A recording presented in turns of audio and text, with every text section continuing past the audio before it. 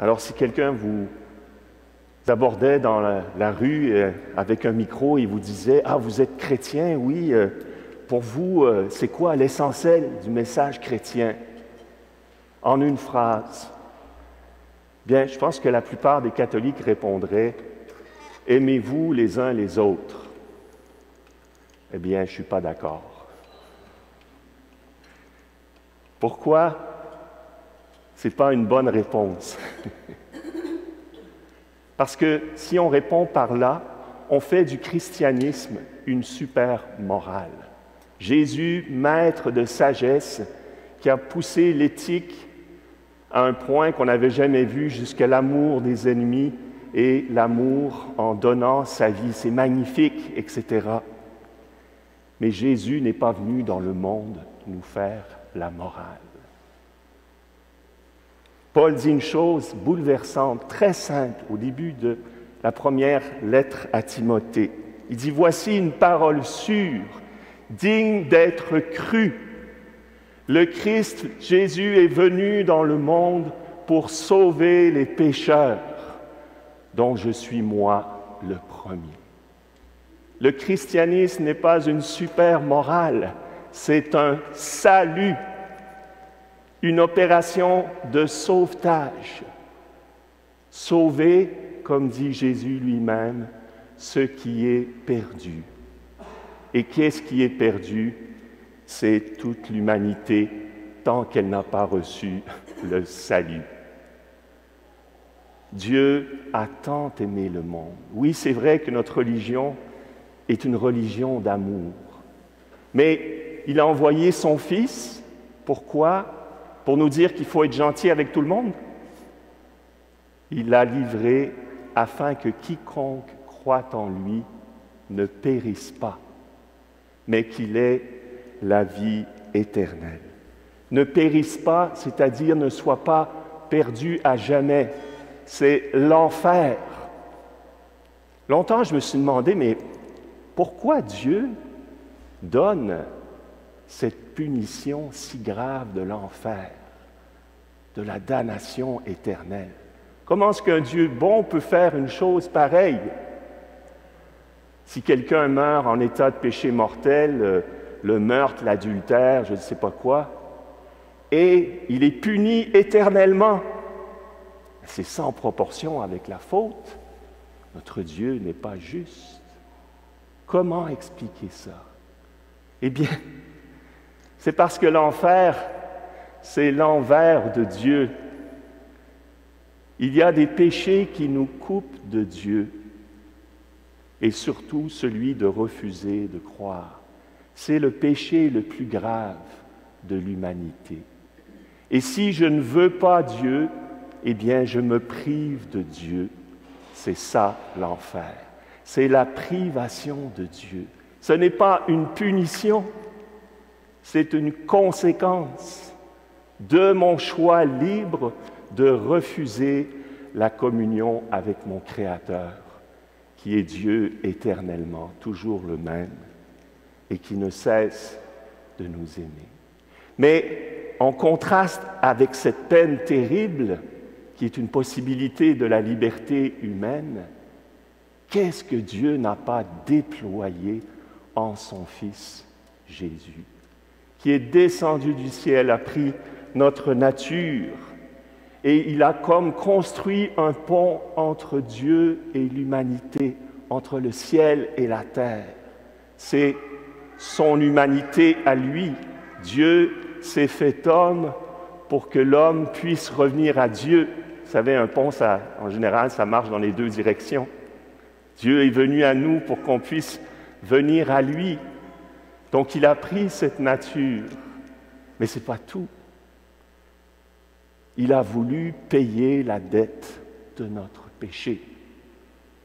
Il a tant aimé le monde, notre Père, qu'il a livré son Fils pour nos fautes, afin qu'en ressuscitant, nous ayons la justification. Alors, quelle peine terrible, cette possibilité d'être privé de Dieu, mais quelle peine Dieu s'est donnée pour nous en sauver. Et Saint Paul nous dit cette chose incroyable. Il dit, c'est par grâce que vous êtes sauvés. Cela ne vient pas de vous, cela ne vient pas de vos œuvres. C'est absolument gratuitement que Dieu a cloué, comme dit Paul, sur la croix, le billet accusateur de nos dettes qui nous venaient de la loi de Moïse. Ainsi, nous sommes réconciliés. Pour ceux qui sont dans le Christ, c'est une création nouvelle, car le pont qui avait été brisé par le péché originel d'Adam et d'Ève est reconstruit par notre Seigneur Jésus-Christ. C'est une création nouvelle. L'être ancien a disparu, cet être voué à l'enfer, à la rupture, à la privation de Dieu. Il est maintenant rétabli dans cette communion. C'est la réconciliation qui est le thème de notre semaine de Carême. C'est une création nouvelle. L'être ancien a disparu. Un être nouveau est là, dit Paul, et le tout vient de Dieu qui nous a réconciliés avec lui par son Fils. Et il a mis dans nos bouches la parole de la réconciliation. Au nom de Jésus, nous vous en supplions, laissez-vous réconcilier avec Dieu. Lui qui n'a pas connu le péché, Dieu l'a identifié au péché, afin que nous devenions justes de la justice même de Dieu. Voilà l'incroyable ouvrage de salut que Dieu a fait pour nous, la réconciliation. C'est le thème de la semaine. Dimanche prochain, il y aura une journée du pardon et mardi, un enseignement où nous serons invités à vivre cette réconciliation avec Dieu et les uns avec les autres. Alors, on a la chance d'avoir aujourd'hui Natine qui va monter avec moi dans le chœur pour nous faire un beau témoignage de son expérience de réconciliation. Alors, Natine, elle va prendre le micro qui est là. Elle est venue avec son fiancé et son fils, parce qu'ils sont en train de se préparer au mariage. Je donne déjà des réponses aux questions que je devais poser. Alors, Natine, parle-nous un petit peu, tu peux enlever ton masque. Dis-nous un petit peu qui tu es et d'où tu viens. Il faut que tu allumes là. Voilà. Oui. Bonjour tout le monde. Oui, mon nom est Nadine Rosselot. Je suis de la nation Innu, des Premières Nations au Québec. Et on demeure à Wendake avec mon conjoint et mon fils. Puis, je pense que tu as eu une enfance quand même baignée dans l'eau bénétant, je pense. Oui. Comme beaucoup de mon peuple, moi je suis de la nation Innu. On a beaucoup. Moi j'ai été élevée dans la religion catholique. J'ai reçu les sacrements. C'est mes grands-parents qui m'ont élevée. Mon coucou, ma mouchoum, puis on priait régulièrement. Moi, j'ai appris le Notre Père, le Je vous salue Marie, toutes les choses en Innu. Et quand j'étais jeune aussi, j'ai fait du bénévolat dans ma communauté. Je jouais de l'orgue aussi. Fait que pendant 11 ans et plus, j'ai participé à toutes les cérémonies, rituels, mariage, décès, première communion, dans ma communauté en langue Innu. C'est ça, dans ma langue à moi. Fait que ça, ça a été ma jeunesse, mon enfance, jusqu'à ce que je devienne adulte. Et là, il est arrivé un événement qui t'a beaucoup déstabilisé. Vraiment. Fait que vers l'âge de 21, 22 ans, on a commencé à parler des pensionnats indiens, les pensionnats auxquels on arrachait les enfants de nos familles pour les amener dans des lieux pour les évangéliser à une façon un peu contradictoire à ce qu'on connaît aujourd'hui de l'Évangile, qui est amour. Fait que moi, ma mère est allée là, mon père est allé là, mais ma mère, elle n'a pas vécu nécessairement un bon cheminement là. Fait que quand elle en est sortie, ma grand-mère me disait elle n'est pas nécessairement la même personne qu'elle était quand elle est rentrée. Fait que quand elle est sortie de là, fait que on connaissait pas ça, on n'en parlait pas plus. Mais à ce moment-là, quand moi je suis devenue adulte avec mon autre fils, j'ai un autre fils de 34 ans. Quand à un moment donné, on entend parler des pensionnats, le voile se lève, puis on fait des dénonciations. Là, on nous raconte toutes les horreurs que les jeunes enfants ont vécues, dans ce pensionnat-là. Qu'est-ce que ça a été les conséquences concrètes pour toi de cette Moi, ça a révélation? été comme de la trahison. J'ai vécu ça comme de la trahison. Moi qui croyais, qui m'avais investi beaucoup, beaucoup dans la prière, dans la religion catholique, je me sentais comme trahie. Trahie, puis particulièrement, je me disais, ils ont brimé nos nations, ils ont brimé nos peuples, puis ils ont brimé ma famille, puis ils ont brimé particulièrement ma mère.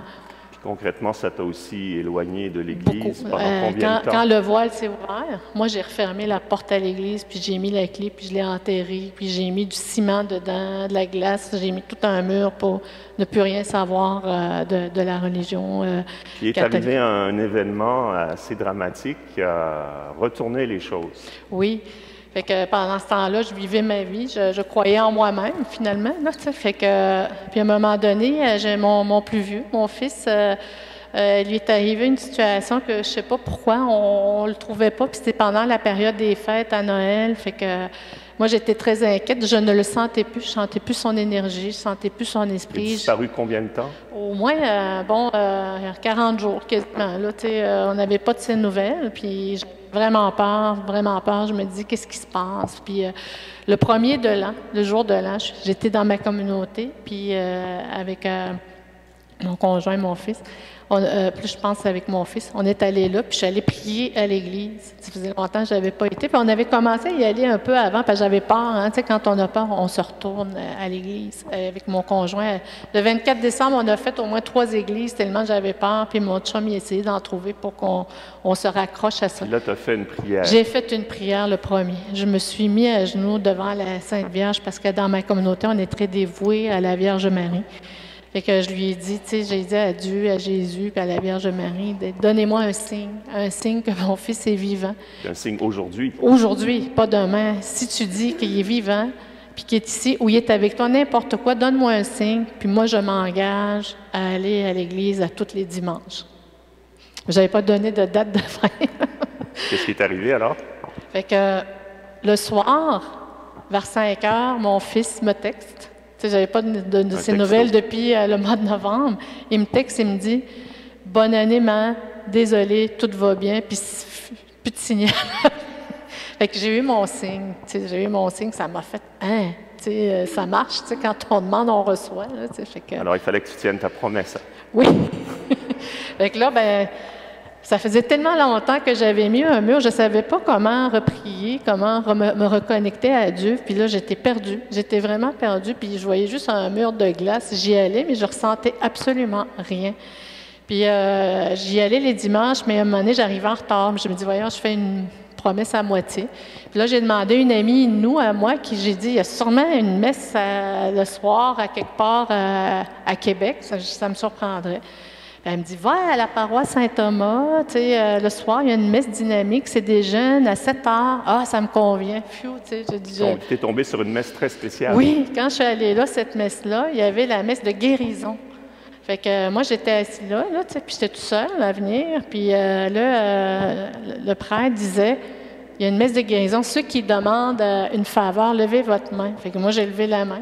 J'ai dit, moi, si je demande à ce qu'on m'aide à prier, parce que je ne sais plus comment prier. C'était tellement loin en dedans de moi. J'ai dit, je ne sais vraiment plus comment. Là. Fait que j'ai eu des prières. Et un Les monsieur... gens ont posé les mains sur ton Oui, épaule. puis un monsieur a dit, j'ai beaucoup prié pour toi, pour que tu réapprennes à prier. Puis Jésus va être avec toi. C'est ce qu'il m'avait dit. Moi, je m'en rappelle encore. Fait que, par la suite, ils ont annoncé le parcours alpha. Fait que j'ai fait le parcours alpha. Fait que j'ai suivi les enseignements à tous les jeudis soirs jusqu'à l'effusion, la fin de semaine de l'effusion de l'esprit. Pendant le parcours, on nous apprend à lire la Bible. Fait que ça faisait une éternité que je n'avais pas lu la Bible. Fait que j'ai commencé à la lire.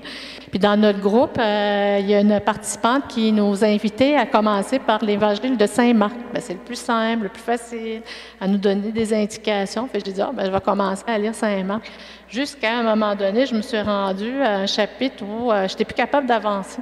Ça bloquait, j'avais bien beau le lire, je m'endormais.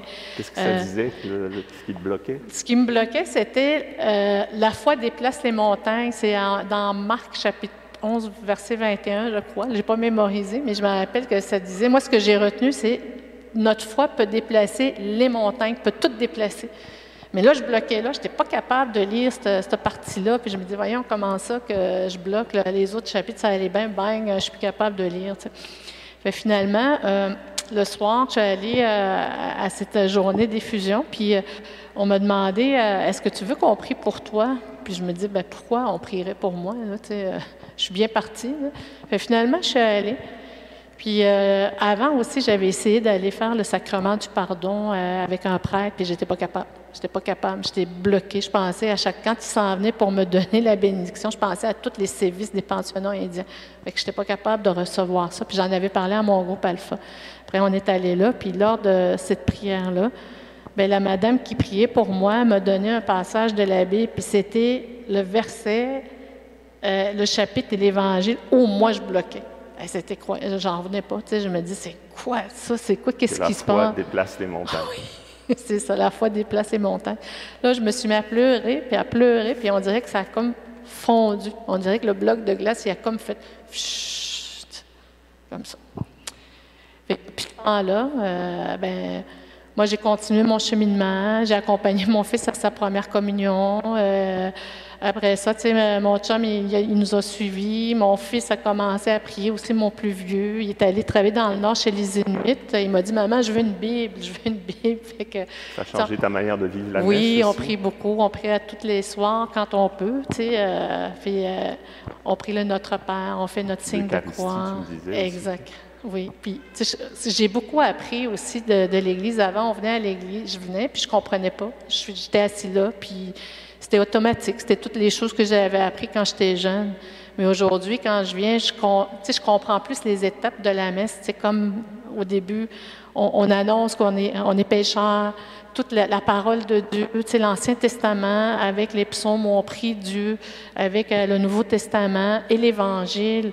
Je vois plus le sens maintenant de toute cette démarche-là. L'Eucharistie, ce qu'on va vivre tout à l'heure, je vois la présence de Jésus, je le sens, qui est là pour nous, qui se donne pour nous. Et la conclusion aussi pour qu'on puisse continuer à être avec lui. Oui, voilà.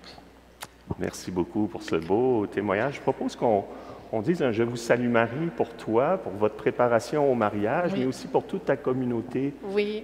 Inou. Oui. Que le Seigneur continue cette guérison de la mémoire hein, qui a commencé en toi comme peut-être un prophète pour les autres. Je vous salue Marie, pleine de grâce. Le Seigneur est avec vous. Vous êtes bénie entre toutes les femmes. Et Jésus, le fruit de vos entrailles, est béni. Sainte Marie, Mère de Dieu, priez pour nous pécheurs, maintenant et à l'heure de notre mort. Amen. Merci Nathalie.